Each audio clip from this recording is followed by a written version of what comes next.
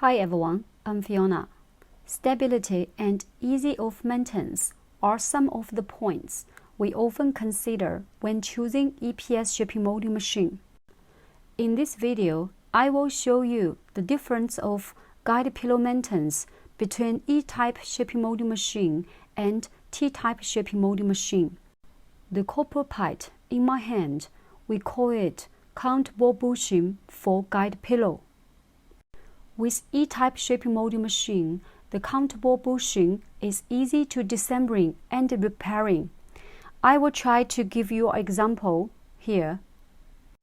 I also ask our engineer, Mr. Chen, to give you a better example.